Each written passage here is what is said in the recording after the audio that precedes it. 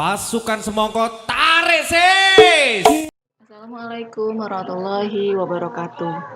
Hari ini kita akan membahas mengenai materi fungsi dan kewenangan lembaga-lembaga negara.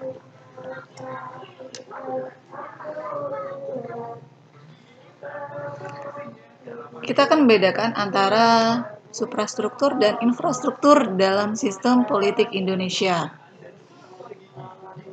Suprastruktur politik itu adalah berkaitan dengan lembaga negara. Nah, jadi ini adalah lembaga pembuat keputusan politik yang syah.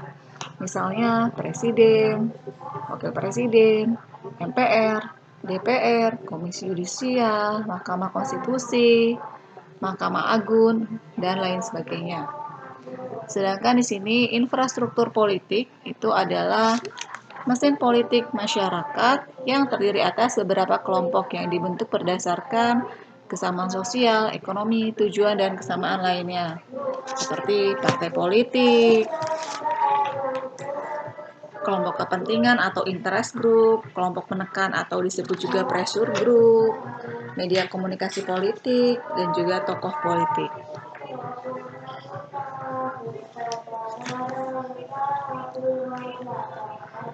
Nah, ini adalah lembaga-lembaga negara di Indonesia setelah adanya amandemen Undang-Undang Dasar 1945. Bahwa di sini kedudukan presiden itu sejajar dengan DPR, MPR, DPD, BPK, MA, Mahkamah Konstitusi, dan Komisi Yudisial.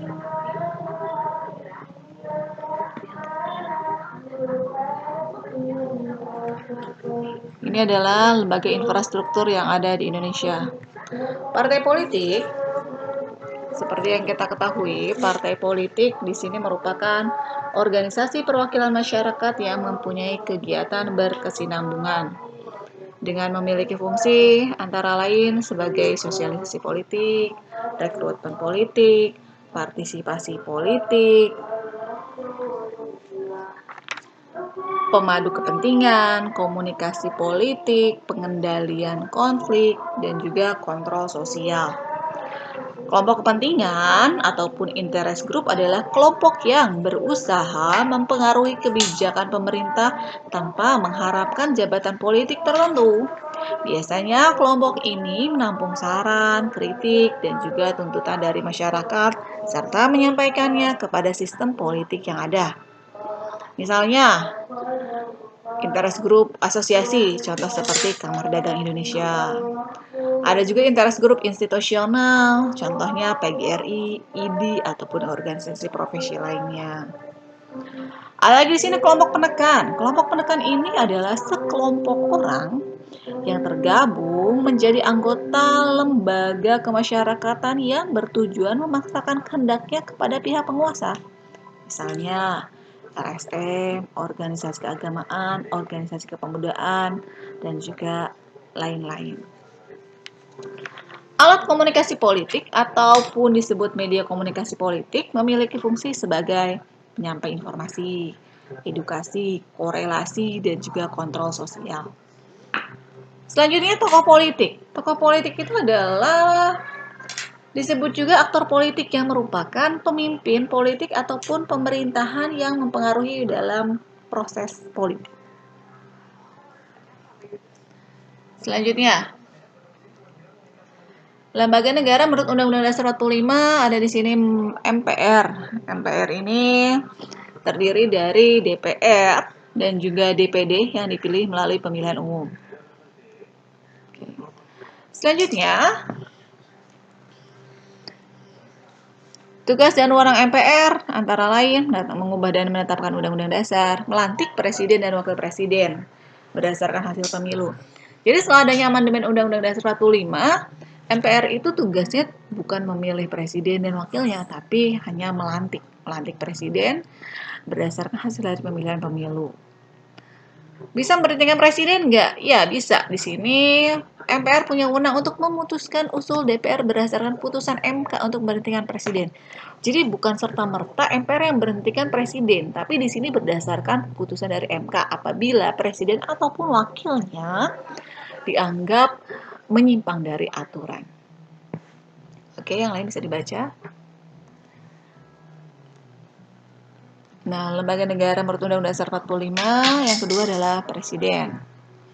Ya, bahwa dalam pasal 4 ayat 1 dikatakan presiden merupakan pemegang kekuasaan pemerintahan menurut Undang-Undang Dasar. Jadi karena Indonesia itu menggunakan sistem pemerintahan presidensial, maka di sini presiden memiliki kedudukan sebagai kepala negara sekaligus kepala pemerintahan. Nah, ini karakteristik sistem presidensial di Indonesia.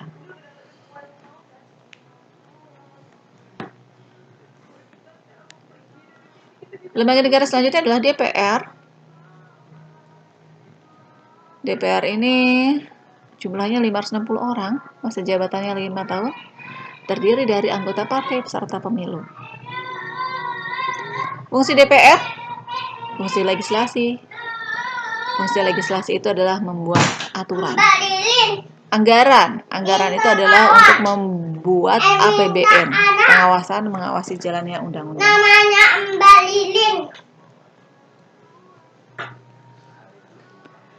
DPR juga memiliki hak interpelasi, angket, dan juga menyatakan pendapat.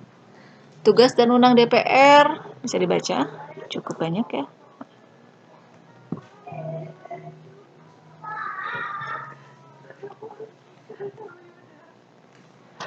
Selanjutnya, BPK. BPK itu adalah Badan Pemeriksa Keuangan.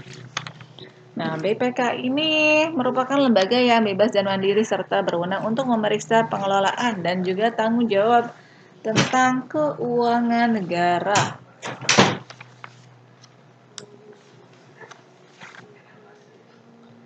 Jadi di sini BPK itu berkedudukan di ibu kota negara dan juga memiliki perwakilan di setiap provinsinya.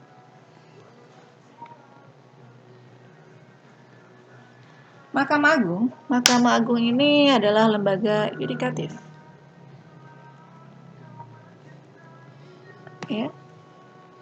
Ada juga Mahkamah Konstitusi. Mahkamah Konstitusi ini memiliki 9 orang hakim Mahkamah Konstitusi. Hakim Mahkamah Konstitusi ini, ya, 3 hakim dipilih oleh Presiden, 3 hakim oleh DPR, 3 hakim oleh Mahkamah Agung. Jadi totalnya adalah 9 hakim Mahkamah Konstitusi. Ada lagi DPD. DPD ini memiliki fungsi yaitu mengajukan usul dengan cara ikut dalam pembahasan dan memberikan pertimbangan yang berkaitan dengan bidang legislasi tertentu.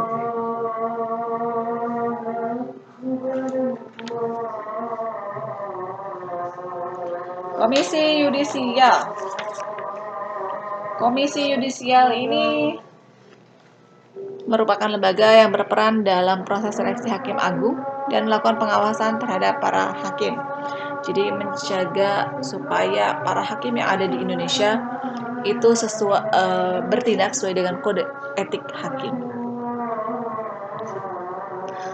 Lalu bagaimana sih tata pengelolaan pemerintahan yang baik atau disebut juga good governance? Good governance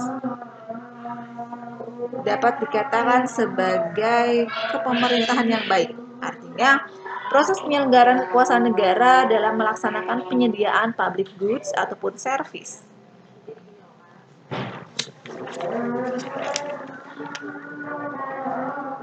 Prinsip good governance yang pertama adalah partisipasi. Bahwa partisipasi di sini masyarakat itu bisa dilibatkan untuk ikut berpartisipasi dalam jalannya pemerintahan. Yang kedua, berorientasi konsensus. Konsensus ini adalah kesepakatan bersama.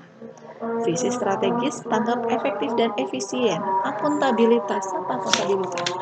Akuntabilitas itu adalah pemerintahan itu bertanggung jawab atas kebijakan yang sudah ditetapkan.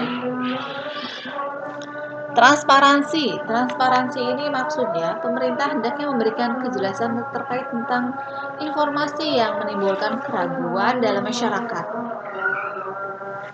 Selanjutnya berkeadilan. Jadi berkeadilan ini artinya Pemerintah harus dapat bersikap adil tentunya. Jadi tidak hanya menguntungkan salah satu pihak saja. Dalam tata kelola pemerintahan yang baik, terdapat beberapa asas yang harus dipegang dalam penyelenggaraan negara. Yang pertama adanya asas kepastian hukum. Kedua, asas tertib penyelenggara negara. Asas kepentingan umum, keterbukaan. Keterbukaan ini sama dengan transparansi ya. Asas proporsionalitas. Proporsi itu diberikan sesuai dengan porsinya masing-masing. Profesionalitas. Artinya penyelenggara pemerintah ini harus dilakukan oleh yang sesuai dengan bidangnya. Akuntabilitas. Penyelenggara pemerintah itu harus dapat dipertanggungjawabkan pada siapa? Pada Tuhan Yang Maha Esa, pada hukum yang berlaku, pada negara, dan juga pada terutama masyarakat. Faktor pendukung dan penghambat pemerintahan yang baik. Faktor pendukung adalah adanya partisipasi pemerintah. Jadi penerapan pemerintahan yang baik itu dapat disesuaikan dengan kapasitas pemerintah. Karena baik atau tidaknya pemerintahan itu tergantung dari pemerintahan itu sendiri. Jadi pemerintah dapat menyelenggarakan perbaikan penyelayanan publik sebagai salah satu bentuk pemerintahan yang baik. Jadi efektivitas pelayanan publik itu dapat dilihat dari kemudahan masyarakat untuk mendapatkan pelayanan dari pemerintah. Jadi kalau kamu mau melihat nih, pemerintah ini udah baik atau belum sih? Nah, kamu bisa merasakan bagaimana sih pelayanan pemerintah terhadap masyarakat. Nah, kamu sebagai masyarakat tentu bisa merasakan. Yang kedua, partisipasi masyarakat. Nah, ini setiap warga mempunyai hak yang sama untuk menyampaikan pendapatnya dalam pengambilan keputusan. Jadi adanya transparansi dari pemerintah itu hendaknya dimanfaatkan dengan baik oleh masyarakat untuk memberikan sumbangsi pemikiran yang positif untuk mencapai tujuan nasional yang diharapkan. Yang ketiga, sarana dan prasarana. Ini sangat diperlukan dalam proses pelaksanaan kebijakan. Perlu adanya perawatan sarana dan juga prasarana dengan baik agar mampu menunjang pelaksanaan proses pemerintahan. Ya. Jadi kita pun sebagai masyarakat itu wajib merawat, menjaga sarana dan prasarana yang dimiliki oleh publik, yang disediakan oleh pemerintah. Yang ketiga, sumber daya manusia. Nah, ini hendaknya memiliki kompetensi yang memadai, serta memiliki komitmen tanggung jawab, integritas, kecakapan, keramahan, empati, dan mempunyai moralitas dan etika yang tinggi. Apabila keseluruhan kompetensi tersebut tertanam dalam diri pemerintah dan masyarakat, maka good governance itu bisa terwujud. Lalu faktor penghambatnya. Faktor penghambat itu seperti integritas pegawai pemerintah yang masih rendah, seperti masih banyak yang korupsi, gitu ya, pungli, ya. Yang kedua, kondisi politik dan dalam negeri yang kurang demokratis, misalnya pembungkaman terhadap aspirasi masyarakat nggak boleh mengkritik pemerintah. Adanya krisis ekonomi, ya seperti misalnya harga tukar rupiah terhadap dolar yang melemah, gitu ya. Lalu naiknya harga-harga kebutuhan bahan pokok, menurunnya nilai mata uang dan sebagainya. Terus partisipasi masyarakat yang kurang. Jadi masyarakat itu acuh tak acuh lah terhadap pemerintahan, masa bodoh. Terus sistem hukum yang lemah. Nah, sistem hukum yang lemah ini tentu akan menghambat tercapainya good governance karena hukum itu tidak berarti hanya terbatas tersurat dalam sebuah tulisan. Partisipasi warga negara dalam sistem politik di Indonesia. Nah,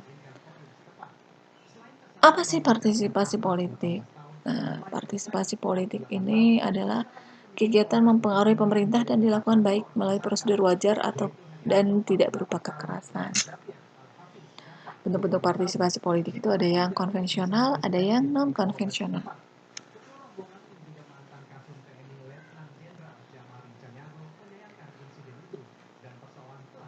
Tujuan partisipasi politik untuk melegitimasi rezim dan kebijakan rezim tersebut. legitimasi itu adalah melegalkan atau mensyahkan sebuah rezim. Jadi rezim itu dianggap legal sesuai dengan aturan ataupun hukum yang berlaku dalam mengambil sebuah kebijakan.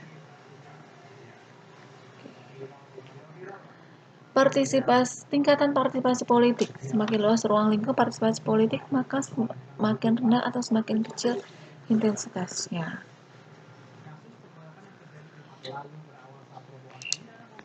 Oke. Selanjutnya, materi selanjutnya